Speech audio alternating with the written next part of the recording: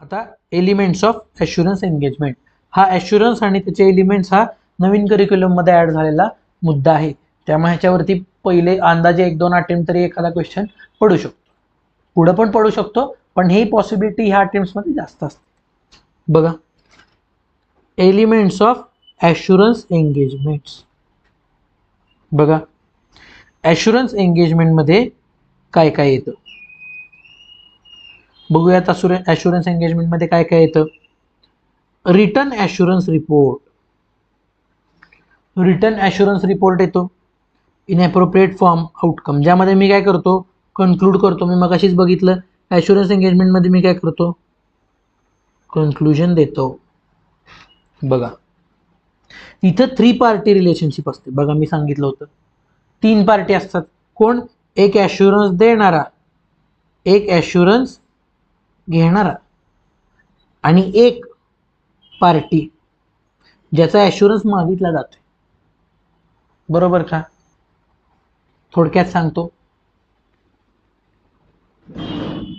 हा आहे मी. बरोबर,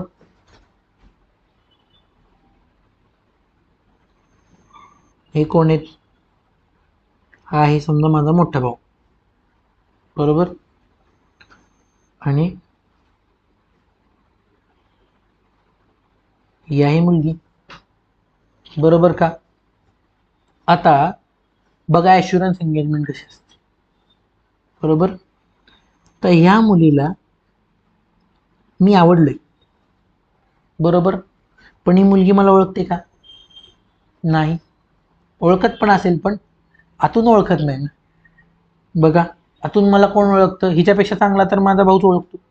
बरोबर, मग ही काय करते, हिंमत दाखवते आणि माझ्या भावाला विचारते की हा कसा आहे. मग माझा भाऊ काय करतो, एक सब्जेक्ट मॅटर, चांगल्या मुलाची जी बाजारात डेफिनेशन आहे त्या डेफिनेशनशी मला कम्पेअर करतो आणि त्याबद्दल ह्या मुलीला कन्क्लुजन देतो. कोण? हा भाऊ. हिला कन्क्लुजन देतो की मी चांगला आहे किंवा नाही. आता काय कन्क्लुजन दिलं तर भावाचा प्रश्न आहे, माझा प्रश्न नाही. पण ह्याला म्हणतो आपण एंगेजमेंट. कसली एंगेजमेंट? Assurance engagement. मग ॲश्युरन्स एंगेजमेंट काय आहे? 3 पार्टी रिलेशनशिप आहे. बघा, पहिला कोण असतो? प्रॅक्टिशनर, जो ॲश्युरन्स देतो, माझा भाऊ. बरोबर, दुसरा responsible party, party responsible for subject matter. इथं सब्जेक्ट मॅटर मी आहे, मी पार्टी रिस्पॉन्सिबल आहे. आणि तिसरा इंटेंडेड युजर, कुणाला ॲश्युरन्स पाहिजे? हिला पाहिजे. आली 3 पार्टी रिलेशनशिप झाली. ओके, चांगलं आहे, हे काढून ठेवण्यासारखं आहे.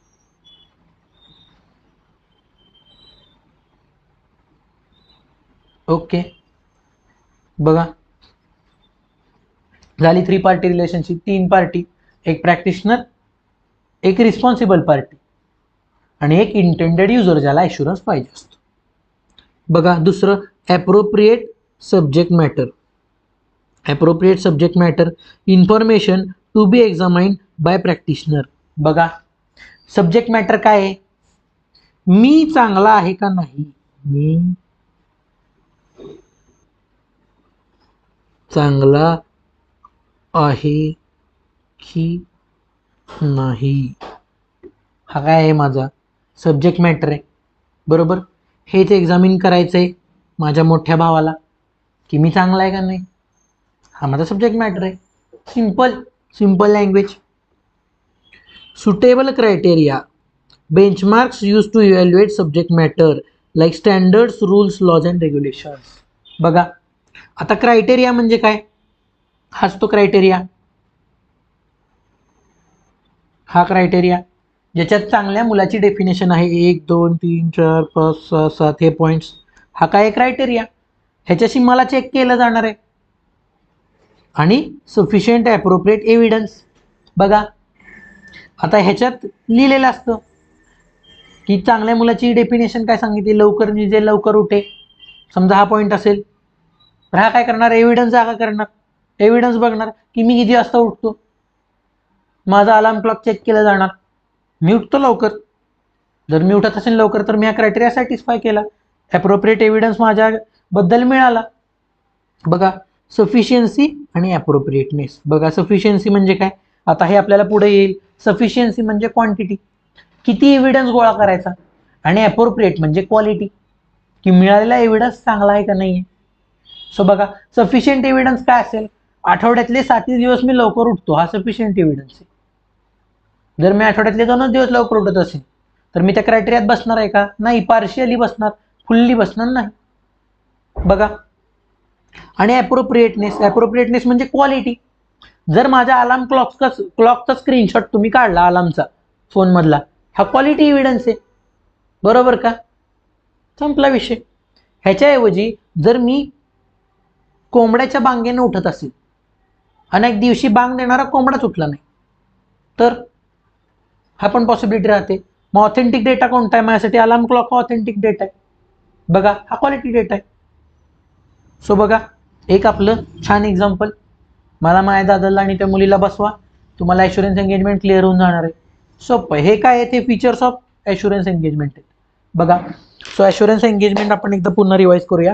ॲश्युरन्स एंगेजमेंटमध्ये मी काय करतो, ॲश्युरन्स एंगेजमेंटमध्ये एक प्रॅक्टिशनर असतो जो इंटेंडेड युजरला काय देतो, कन्क्लुजन देतो. कशाबद्दल, सब्जेक्ट मॅटर बद्दल. आणि तो सब्जेक्ट मॅटर तो कशाशी चेक करतो, क्रायटेरियाशी चेक करतो, म्हणजे स्टँडर्डशी चेक करतो. संपला विषय. ॲश्युरन्स एंगेजमेंट झाली, त्याचे फीचर्स झाले. चला फीचर्समध्ये काय, 3 पार्टी असतात, practitioner, subject matter, intended user, बरोबर. त्याच्यानंतर काय असतं, एक ॲप्रोप्रिएट सब्जेक्ट मॅटर असतो. सब्जेक्ट मॅटर म्हणजे काय, ज्याच्यावर ॲश्युरन्स द्यायचा आहे आपल्याला, की कशाबद्दल ॲश्युरन्स द्यायचा आहे, सब्जेक्ट मॅटर.